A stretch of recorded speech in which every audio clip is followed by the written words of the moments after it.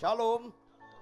Tema kita hari ini percaya, mempercayai, dipercayai. Ulangi. Percaya. Mayoritas orang Kristen percaya kepada Tuhan, tapi bukan percaya menurut Tuhan. Ini bahaya sekali. Kita harus percaya menurut Tuhan, jangan menurut kita. Ini dia menyambung gak sih? Nyambung ya. Percaya itu jangan menurut kita. Tahu nggak orang percaya menurut diri kita? Anda percaya sama Tuhan, Anda nggak ada gairah baca Alkitab tiap hari. Itu percaya menurut lo. Tolong tersinggung dong. Anda percaya kepada Tuhan, pasanganmu marah, Anda maki balik. Itu percaya menurut lo. Dan mayoritas orang gereja percaya menurut masing-masing kita. Orang seperti ini akan kecewa. Karena Tuhan bilang apa? Banyak yang terpanggil, itu gertakan atau pasti digenapi? Gemetarlah baca ayat itu. Karena itu pasti digenapi. Mempercayai diri dan dipercayai itu yang Tuhan kehendaki. Yuk kita buka Markus 9 ayat 14 sampai 27. Saya membutuhkan konsentrasi Anda sedikit ekstra. Markus 9 ayat 14 sampai 27. Bawa Alkitab kan? Yang enggak bawa Alkitab turut berduka cita. Saya selalu saya bilang gini, bawa Alkitab dan bawa catatan. Kalau Anda mau belajar percaya yang benar, bawa Alkitab, bawa catatan. Kalau Anda tidak punya mental murid, Anda akan terjebak oleh pola pikir Anda sendiri. Itu yang bahaya. Dan itu mayoritas. Kita bergantian, saya baca ayat 14, Anda baca ayat 15. Terus kita bergantian sampai ayat 27. Ini adalah kitab di layar memanjakan jemaat kadangkala. Tampilkan gak apa-apa, karena banyak yang gak bawa Alkitab. Ketika Yesus, Petrus, Yakobus dan Yohanes kembali pada murid-murid lain, yaitu 9 murid minus Petrus, Yakobus dan Yohanes, mereka melihat orang banyak mengurumuni murid-murid itu dan beberapa ahli Taurat sedang mempersoalkan sesuatu dengan mereka. Lanjut.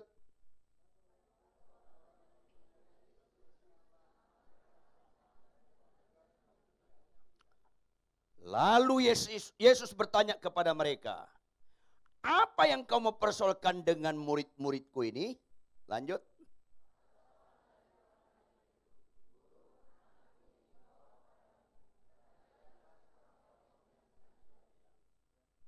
Dan setiap kali roh itu menyerang dia, roh itu membantingkannya ke tanah, lalu mulutnya berbusa, giginya berkertakan dan tubuhnya menjadi kejang. Aku sudah meminta kepada murid-muridmu supaya mereka mengusir roh itu, tetapi mereka tidak dapat.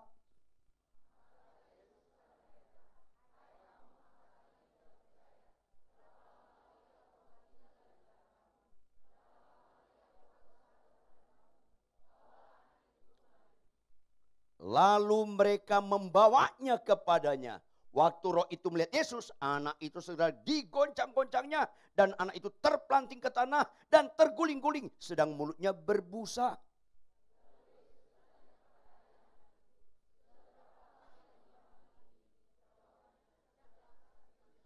Dan seringkali roh itu menyeretnya ke dalam api ataupun ke dalam air untuk membinasakannya. Sebab itu, jika engkau dapat berbuat sesuatu, tolonglah kami dan kasihanilah kami.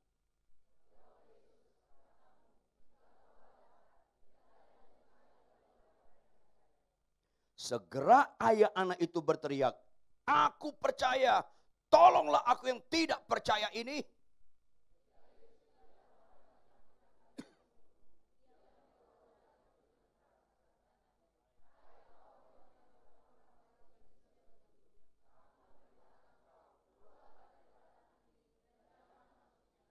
Lalu keluarlah roh itu sambil berteriak dan menggoncang-goncang anak itu dengan hebatnya. Anak itu kelihatannya seperti orang mati, sehingga banyak orang yang berkata, ia sudah mati.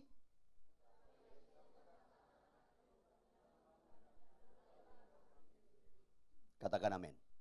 Tampilkan ayat 24 operator. Sama-sama kita baca ayat 24. 1, 2, ya. Segera ayah anak itu berteriak. Ada aneh enggak dalam kalimat ini? Apa itu? Aku percaya. Ini kalimat statement. Proklaim. Deklarasi. Aku percaya. Tapi kenapa diikuti dengan kalimat imperatif?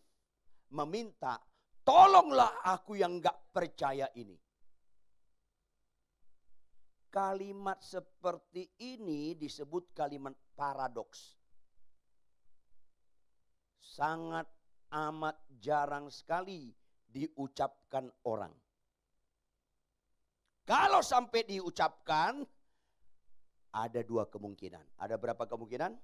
Pertama, orang itu diagonal. Sakit jiwa. Kok ngomongnya nggak nyambung ya? Aku percaya, tolong aku nggak percaya. Kok nggak nyambung? Aku baik, tolonglah aku yang nggak baik ini. Kan nggak nyambung. Kemungkinan kedua, ada sesuatu yang sangat spektakuler perubahan dalam hidup orang ini. Dan konteks ini di kemungkinan kedua. Aku percaya, tolonglah aku yang gak percaya ini. Sebenarnya dia percaya atau tidak? Sebenarnya dia percaya atau enggak? Dia selama ini percaya menurut pikiran dia. Tapi setelah dialog dengan Tuhan Yesus, dia ngerti. Rupanya saya percaya selama ini bukan seperti yang dipikirkan Yesus. Rupanya percaya yang dipikirkan Yesus. Aku ngerti, maka aku selama ini percaya, sebenarnya enggak percaya. Tapi dia lebih daripada orang kebanyakan gereja dan kebanyakan pendeta. Dia sadar, makanya dia bilang, tolonglah aku yang enggak percaya ini. Seharusnya ini paling banyak diucapkan orang gereja. Bahkan tidak sedikit pendeta. Halo, kalau Anda menjadi pendeta, jadi hamba Tuhan, melayani untuk supaya kaya, Anda sebenarnya nggak percaya.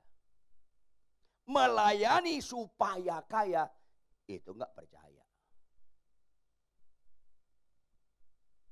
Kalau Anda orang gereja, menyembah gemetar-gemetar, percaya kepada Yesus, tapi Anda pulang, istri Anda gemetar sama Anda, sebenarnya Anda belum percaya. Tolong tersinggung dong. Siapa suruh nang saya khotbah? Kalau Anda jadi singers, nyanyi gemetar-gemetar, menyembah Tuhan gemetar-gemetar, tapi pulang ibadah Anda nggak ragu. Naik motor lawan arah, orang lain gemetar sama lo. Sebenarnya lu nggak percaya. Sebenarnya lu nggak percaya. Makanya mayoritas orang gereja masa kini nggak percaya. Kalau Anda percaya Yesus menyembuhkan Anda percaya Yesus bisa memulihkan ekonomi Anda percaya Yesus bisa menjawab pergumulan Anda, tapi Anda tidak ada perubahan kelakuan, sebenarnya Anda nggak percaya. Halo.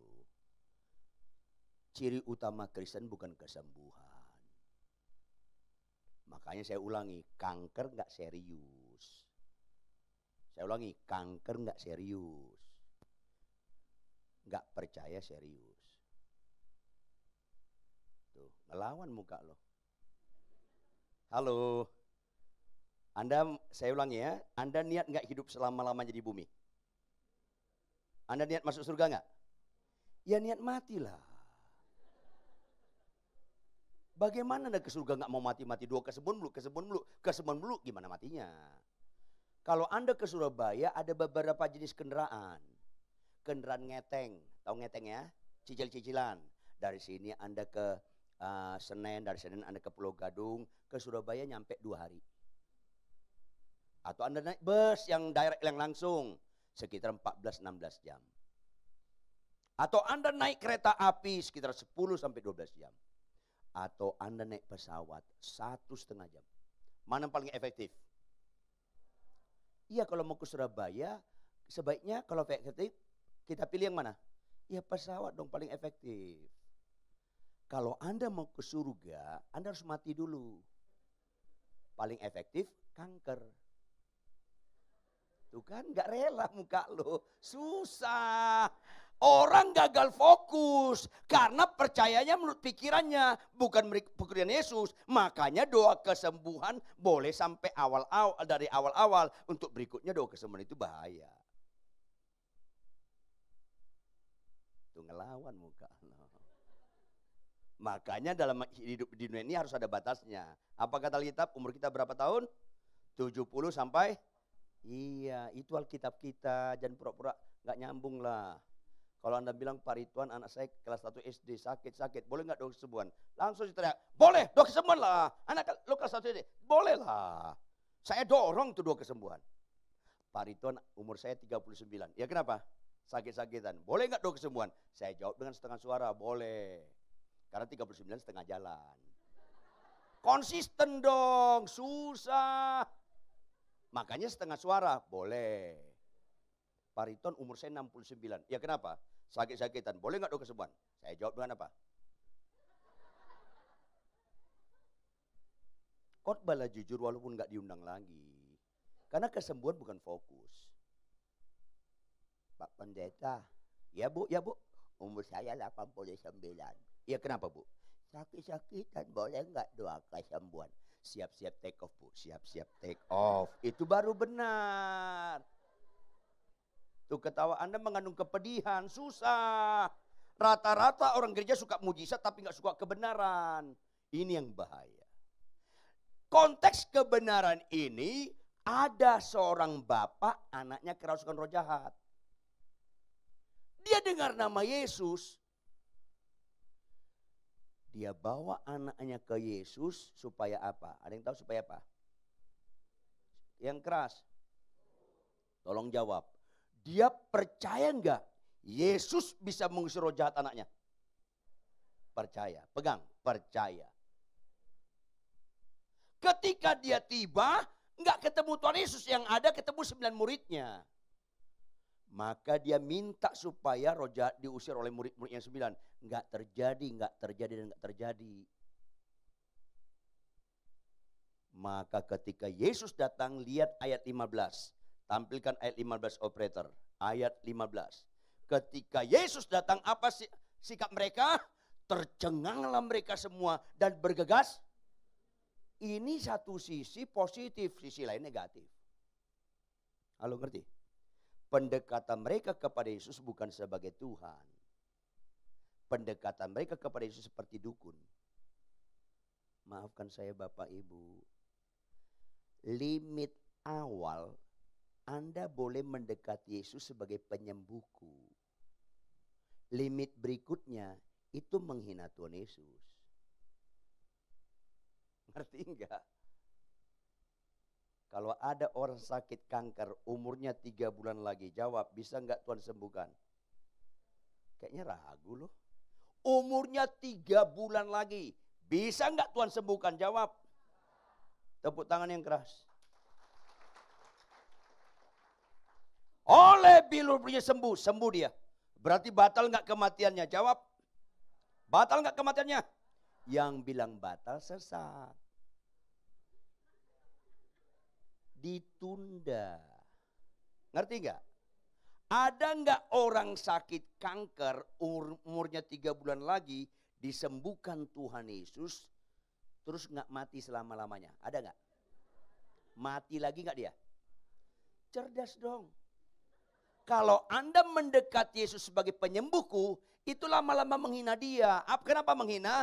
Tuhan yang berbuat hal-hal yang gak kekal. Kan menghina, kesembuhan gak kekal. Kesembuhan tidak kekal. Makanya ada ibu-ibu datang sama saya, puji Tuhan Pak Pendeta Ridwan, 5 tahun yang lalu Bapak doakan saya sembuh. Apa saya bilang? Puji Tuhan, kapan periksa terakhir? 4 bulan yang lalu Pak Pendeta. Apa kata dokter? Sudah bersih. Apa sih bilang? Puji Tuhan, ibu sudah sembuh. Tapi tetap jangan lupa, ibu tetap bisa mati lagi. Kasih tahu. Kasih tahu. Kaget dia. Loh kok gitu? Bukan kok gitu. Memang gitu. Supaya orang gereja jangan bodoh. Kesembuhan bukan kekal. Kesembuhan jawaban sementara. Ngerti? Maka orang mendekati Yesus penyembuhku lama-lama jahat. Awal bagus. Lama-lama jahat. Jadi Tuhan yang bagaimana yang kau percaya? Tuhan yang menyembuhkanku. Kalau itu kau dekati Tuhan, berarti Tuhan melakukan hal-hal yang tidak kekal. Setelah Tuhan penyembuhku, kau dekati Tuhan sebagai apa? Tuhan yang memperbaiki kelakuanku. Karena ciri utama Kristen bukan sakit sembuh. Berubah enggak kelakuan Anda? Sabar Anda di atas rata-rata enggak? Rendah hati Anda di atas rata-rata enggak? Jiwa mengampuni Anda di atas rata-rata enggak? Mengalah Anda di atas rata-rata enggak? Di situ kelihatan Kristen. Aminnya satu orang. Yang lain mulai melotot. Kenapa pendeta gini diundangnya? Lain kali jangan undang saya. Undang aja pengkhotbah yang enak-enak khotbahnya. Supaya enak lu masuk nerakanya. Selesai. Kesembuhan gak membebaskan neraka. Pertobatan membebaskan neraka. Kalau kau mendekati Yesus sebagai membongkar dosa, membongkar kemunafikan kita, mulai kau menghormati Tuhan. Tapi jujur, mana jemaat lebih suka? Yesus penyembuhku atau Yesus penegurku? Mana suka? Yang menegur atau menyembuhkan? Menyembuhkan, kayak rohani lu menegur. Ketika suami menegur lu marah. Kalau kesembuhan lu suka. Makanya rata-rata orang Kristen sebenarnya mental dukunnya belum tuntas. Khotbahlah jujur. Khotbah kayak gini kurang populer. Tapi ini akhir zaman. Khotbah kejujuran harus benar kita tekankan. Makanya lihat ayat selanjutnya. Apa yang terjadi? Begitu Yesus tampil, lihat. Yesus bertanya kepada mereka, "Hei, apa yang kamu persoalkan dengan muridku yang 9?" Tampil seorang bapak. Ayat 17, sama-sama baca. 1, 2, iya. Kata seorang dari orang banyak itu,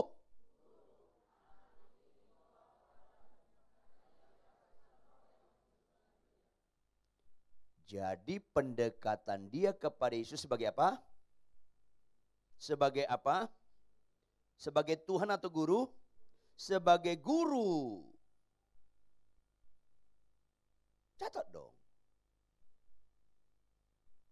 Guru di sini bukan hanya terminologinya, tapi sikap hatinya. Guru di sini bukan Tuhan. Guru di sini bukan pengajar. Guru di sini lebih menekankan orang pintar atau dukun. Kalau pengajar kalimatnya bukan begini. Guru, mana ditampilkan dong. Foto saya nggak penting lah, nggak ada cakep-cakepnya. Guru, anakku ini kubawa kepadamu karena ia kesulitan matematika. Ah, itu guru. Karena ia kesulitan bahasa Inggris, itu guru. Kalau guru pengajar, nggak ada kaitannya dengan kerasukan roh jahat. Nggak ada kaitannya. Itu biasanya dukun. Inilah orang Kristen kalau mendekati Yesus hanya dimensi penyembuhku. Halo. Mana lebih besar? Hidup atau masalah?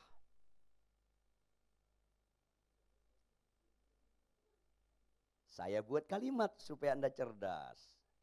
Hidup bagian masalah atau masalah bagian hidup? Cepat lu jawab. Berarti mana lebih besar? Hidup atau masalah? Hidup atau masalah? Ya kurang cerdas ada yang bilang masalah. Ya hidup dong. Karena masalah itu bagian hidup. Ya Tuhan. Capek deh. Belajar itu harus terperinci. Jangan cepat-cepat menjawab. Hidup bagian masalah berarti hidup lebih kecil. Masalah bagian hidup berarti masalah lebih kecil. Ketangkap? Kalau Anda mempercayakan masalahmu kepada Yesus, gak otomatis Anda percayakan hidupmu kepada Yesus. Kalau Anda mempercayakan masalahmu kepada Yesus, kau percaya kepada Dia menurut pikiranmu, bukan menurut pikiran Tuhan. 10 orang sakit kusta, jawab apa masalah mereka? Jawab dong. Apa masalah mereka?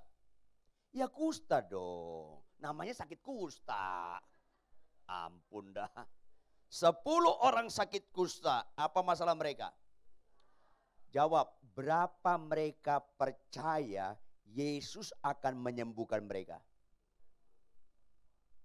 Semua. Kok ada yang satu bilang, kok ginian aja lu korupsi? Semua percaya Yesus bisa menyembuhkan mereka. Ini dasar-dasar ini seringkali gak kuat orang gereja. Semua percaya Yesus akan menyembuhkan mereka. Mereka percayakan masalahnya kepada Yesus. Berapa yang sembuh? Semua. Lanjut. Berapa yang mengalami mujizat menurut manusia? Semua. Lanjut. Berapa yang mengalami mujizat menurut Tuhan? Berapa yang mempercayakan hidupnya kepada Tuhan? Itu yang percaya sama Tuhan. Kalau Anda percaya Yesus penyembuhku, namanya lu gak percaya. Kenapa di gereja terlalu menekankan Yesus penyembuhku? Dangkal sekali Anda mendekat Yesus sebagai penyembuhku. Akhirnya 10-10-nya sembuh, 9 masuk neraka. Karena satu yang mempercayai, yang mempercayakan hidupnya. 1, 9 masuk neraka. Kalau enggak percaya Anda, matilah nanti malam, lihatlah 9 masuk neraka. Aduh, saya sedih lihat orang-orang gereja percaya Yesus penyembuhku, percaya Yesus lakukan mujizat, tapi enggak percaya Yesus bisa merubah pemarahmu jadi lemah lembut. Enggak percaya kau sama Yesus yang membuat kau yang pelit jadi pemberi. Banyak enggak orang Kristen bisa menyembah Tuhan, tapi sulit sekali memberikan perpuluhan. Kenapa lu sulit memberikan perpuluhan? Karena lu enggak percayakan hidupmu sama Dia. Selesai. Kenapa kita punya moto, capek nggak capek, ngantuk nggak ngantuk, sehat kurang sehat, konflik tidak konflik sama pasangan, tetap kita bangunkan pasangan kita pagi-pagi, kita baca Alkitab sama-sama, walaupun kelihatan konflik tadi malam. Karena kita mempercayakan hidup kita sama Tuhan. Kenapa istri saya kurang hemat berkata-kata, atau kurang hemat boros, tetap saya nggak membuka mulut. Saya nggak membuka mulut. Kalau istri saya ngomong, saya nggak buka mulut. Kenapa? Saya mempercayakan hidup saya sama Tuhan. Kenapa istri lu marah-marah? Lu balik marah karena lu percayakan diri lu sama diri lu. Kenapa kita membalas kejahatan dengan kebaikan? Karena kita mempercayakan diri kita kepada Tuhan. Kenapa enggak berubah kelakuan lu? Karena lu enggak mempercayakan hidupmu kepada Tuhan. Orang percaya seperti inilah yang Tuhan bilang, banyak yang terpanggil, sedikit yang terpilih. Dangkal lama-lama bodoh kalau kau percaya Yesus menyembuhkan kau, tapi kau enggak percaya Yesus yang bisa membuat kau pemarah jadi lemah lembut, sombong yang rendah hati, yang suka buka situs porno jadi berhenti buka situs porno. Itu kan lebih keren daripada sakit sembuh. Amennya sedikit. Yang berikutnya latah. Sayang pengajaran seperti ini enggak dijelaskan kepada jemaat. Makanya saya bilang jangan lihat rohani saya waktu khotbah. Jangan lihat rohani orang ketika menyembah bahasa roh. Karena itu bukan ukuran rohani. Kalau Anda mau lihat rohani saya, tinggal di rumah saya 6 bulan. Lihat kelakuan saya sehari-hari. Berubah enggak? Kalau kau berubah, berarti kau percayakan hidupmu kepada Dia. Kalau kau percayakan hidupmu kepada Dia, satu paket dengan masalahmu. Tapi kalau kau percayakan masalahmu, enggak satu paket dengan hidupmu. Makanya bersyukurlah Anda sebelum meninggal dengar khotbah hari ini. Supaya kalau tahun depan kau meninggal agak beres hidup kau. Bingung bertahun-tahun ikut Yesus, bertahun-tahun ikut Yesus, tetap aja maki istri. Lo ikut Yesus mana? Ada bapak-bapak nampar istri. Lo ikut Yesus mana, menyakitin aja kerja lo. Ada ibu-ibu ngelawan suami. Lo ikut Yesus yang mana? Ada anak melawan orang tua, melawan mertuanya. Lo ikut Yesus yang mana? Jangan bicara percaya kepada Yesus yang benar, kelakuan lu gak benar, gak nyambung. Jangan percaya kepada Yesus yang murah hati, lu pelitnya auzubillah bin jalik, gak nyambung. Jangan percaya kepada Yesus yang mengasihi, kau hidup membenci, gak nyambung. Akhirnya yang utama menurut Alkitab gak utama bagi orang gereja. Yang utama menurut Alkitab gak utama sama lu. Yang gak utama menurut Alkitab, utama sama lo. Terbalik. Sakit sembuh gak utama. Karena sakit sembuh gak merubah kelakuan. Bertobat utama. Karena bertobat merubah kelakuan. Amin. Tepuk tangan. Apa setelah tepuk tangan? Bertobat. Karena gak ada rohaninya tepuk tangan. Iman tanpa perbuatan mati. Bapak ini bilang apa? Mana ayatnya tadi? Guru, ayat 17. Guru, apa berikutnya? Anakku ini kubawa kepadamu. Karena apa? Jadi kalau nggak kerasukan roh, lu bawa nggak? Kagak. Kan itu. Orang kalau ada masalah, datang ke Yesus. Kalau nggak ada masalah, nggak datang. Berarti lu menghina Tuhan Yesus kayak tong sampah. Mempercayakan masalahmu kepada dia, tapi kau gak percayakan hidupmu sama dia. Bapak, ibu, suami, istri, kalau lu gak baca Alkitab tiap hari, lu gak percaya sama Tuhan Yesus. Kalau gak percaya, Anda matilah nanti malam. Tanya Yesus, pasti benar yang saya ucapkan. Pasti benar yang saya ucapkan. Puji Tuhan kalau bisa bangkit lagi loh. Kalau Anda bapak-bapak, ibu-ibu gak ada gairah mengajak anak-anak Anda baca Alkitab tiap hari, lu gak ngerti percaya sama Yesus. Ikut Yesus itu bukan soal sakit sembuh. Ikut Yesus itu soal perubahan paradigma, mindset, dan kelakuan termasuk karakter. Supaya jangan jadi batu sandungan. Bapak ini mempercayakan anaknya dengan masalahnya. Berikutnya. Ayat 18. Setiap kali roh itu menyerang dia, roh itu membantingkannya ke tanah, lalu mulutnya berbusa, giginya bergertakan dan tubuhnya menjadi kejang. Lanjut sama-sama. 1, 2, ya. Aku.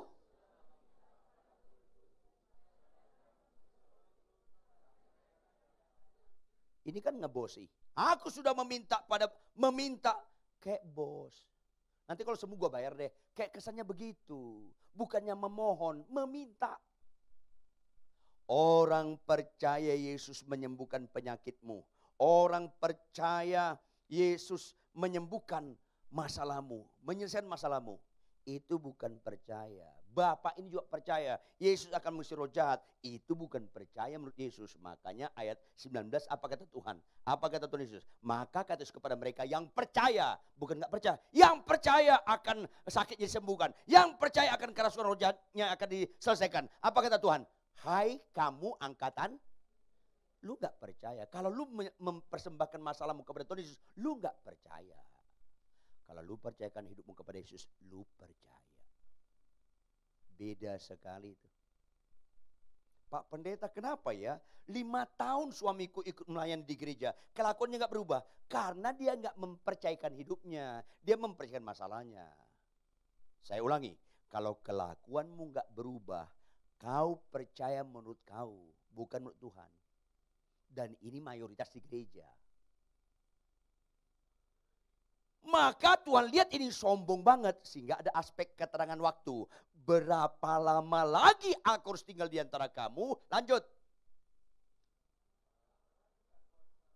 Karena udah kebangetan.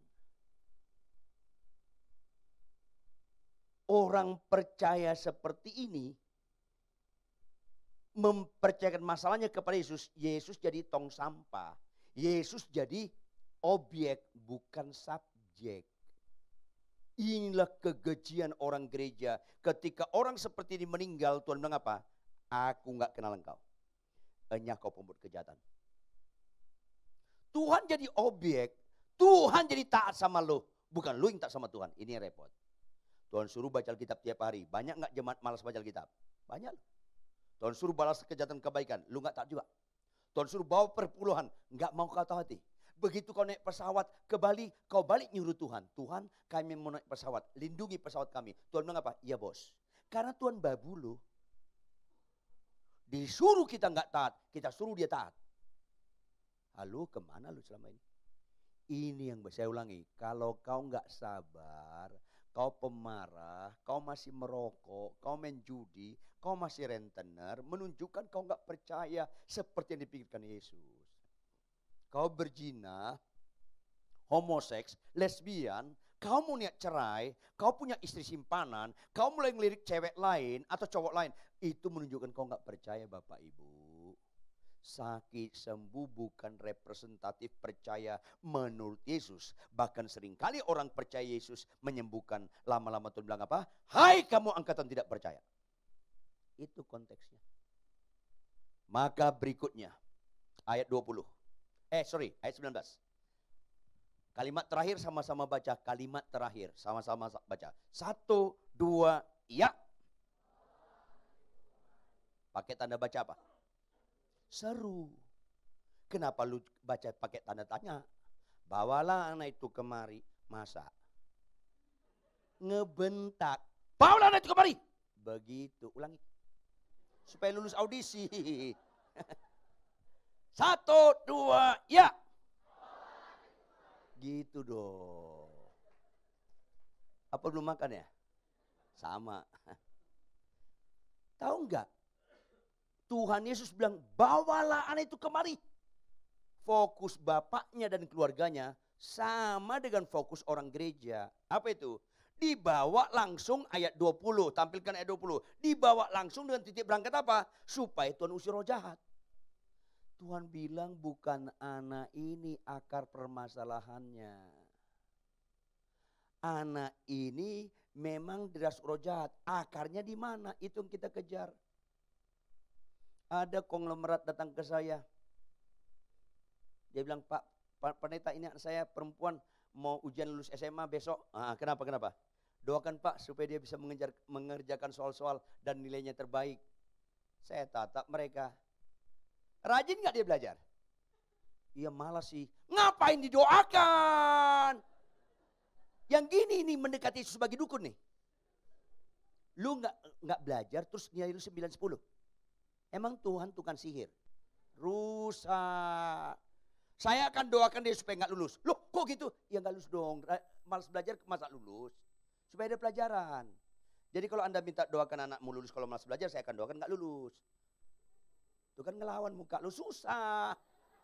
Kenapa? Lu dekati Yesus sebagai pelaku kehendakmu. Rusak model Kristen seperti ini. Pak Pendeta tolong doakan usaha kami maju. Usaha apa? Warung kami punya ada beberapa. Rajin nggak kau ngawasin warung lu, kerjamu? Istrinya lu tuh, enggak Pak dia suka tidur-tiduran. Ngapain didoakan kalau begini? Inilah orang-orang Kristen seperti ini yang rusak. Bagian kita harus kita kerjakan dengan sungguh-sungguh. Supaya Tuhan jangan babu kita.